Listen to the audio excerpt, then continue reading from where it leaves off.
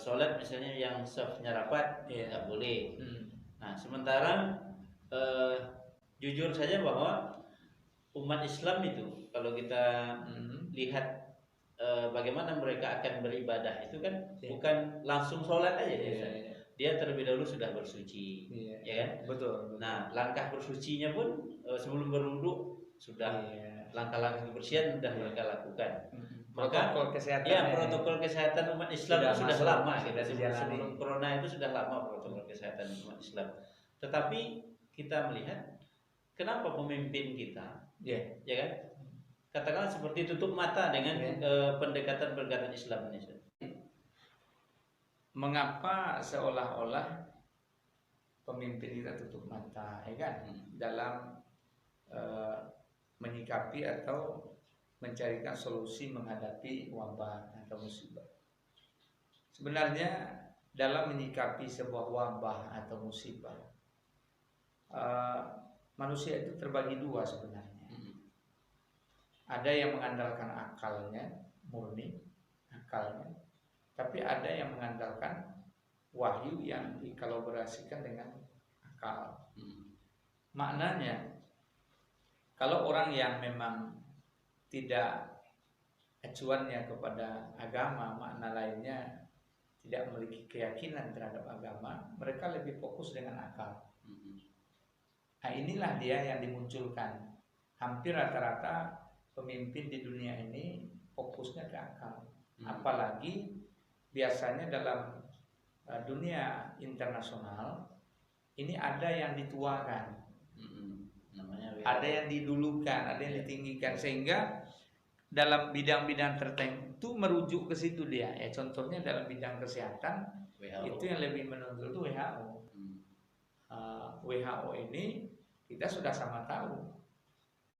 Di sini jelas kita katakan tidak seagama dengan kita, ya kan?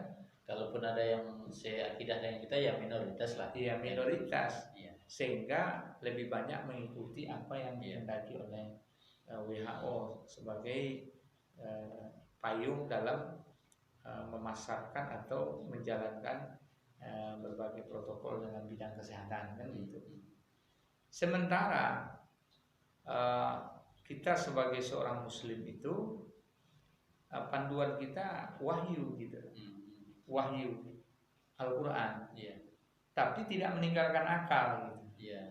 Jadi dikolaborasikan sehingga agama itu bagi orang yang berakal, tapi bukan akal gitu. Maknanya perpaduan antara wahyu dengan akal. Kembali ke terapinya kita, di mana saya secara pribadi lebih cenderung mengajak ke semua komponen yang ada, termasuk pemerintah kita lah yang punya kewenangan untuk menyelesaikan COVID-19 ini khususnya ataupun wabah ini, ya jalankanlah keduanya secara secara seimbang gitu. Artinya apa? Sebagai seorang muslim yang memiliki keyakinan terhadap Allah Subhanahu wa taala.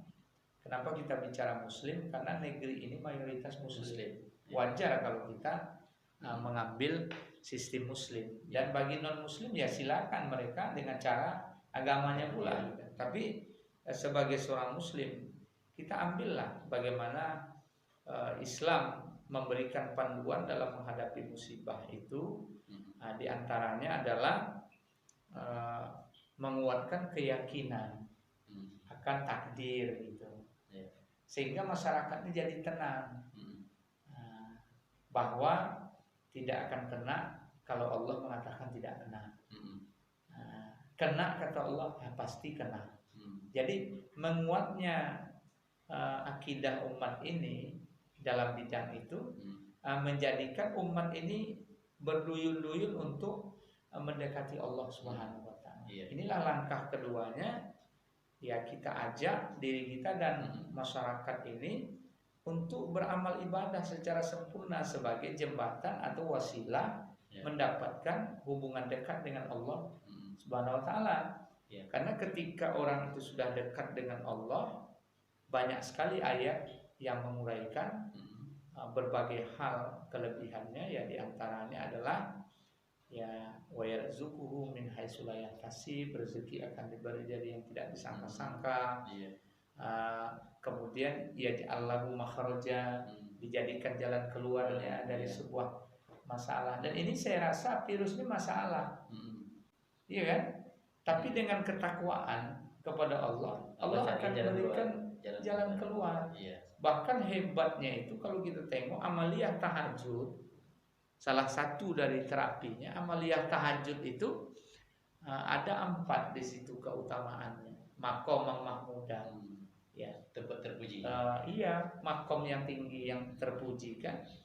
Wa qur rabbi adkhilni mudkhala sidqin. Ini orang tahajud itu mudkhala sidqin, jika dia ingin melakukan sesuatu cita-citanya itu akan ada saja pemberian diberikan Allah. Kemudian yang kedua itu mudkhala sidqin, mukhraja sidqin. Ada pula jalan keluar kalau ada masalahnya. Kemudian meladunka sultanan nasira, di mana orang yang tahajud ini sebagai satu amalan itu Allah yang akan menjadi wakilnya langsung. Jadi maksud kita sebagai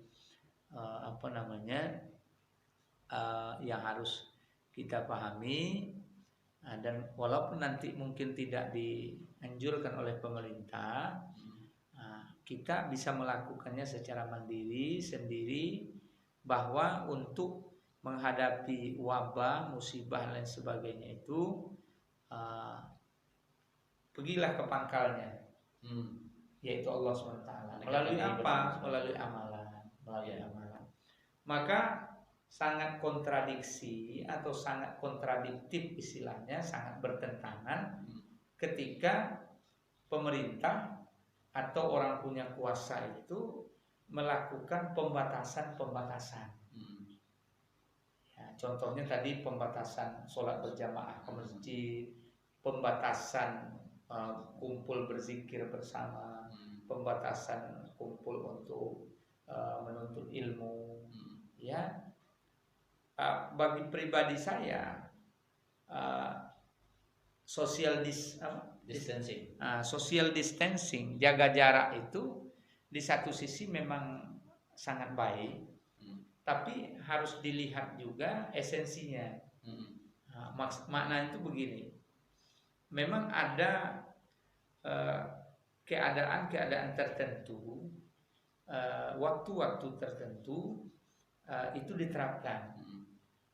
Ya contohnya kegiatan-kegiatan yang tidak membawa implikasi manfaat, ya, atau sesuatu yang mengundang datangnya murka Allah.